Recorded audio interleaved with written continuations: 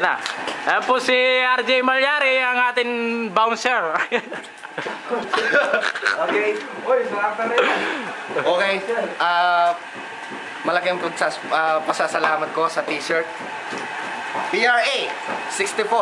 Kaya lang wala akong nagawa. Kasi na. Okay. Irabin.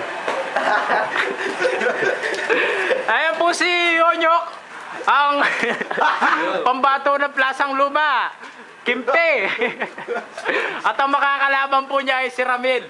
Ayan po, ha? Ayan po pala yung taga-score namin. Joke lang yun. Ito po ang kalaban niya, si RJ. Okay, 2 minutes. RJ, time! Ito ba makakalaban ko? Tingnan mo, sombrero. Si Edgemon. Para kang Doraemon. Ano yun?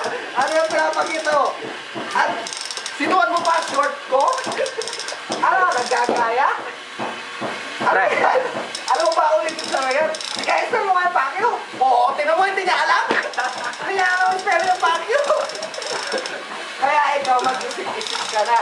Kasi ako, medyo malaking katawan. Ikaw payat kasi wala kang kinakain. Nakita kita kanina. Pumunta ka sa kusina. Sabi, walang ulam. Walang ulam. Ngayon, pumunta ka sa kaldero. Ang nakita mo, alam mo kung ano? Sunog na kanin. Alam mo kung anong ginawa mo? Kumuha ka ng toyo, binigyan mo, tsaka suka. Tapos ang sarap ng kain mo. Ano palagay mo doon? Adobo?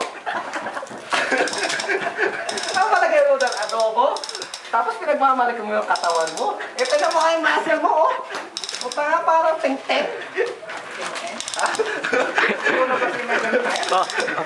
Time! Time! Oh, Onyok na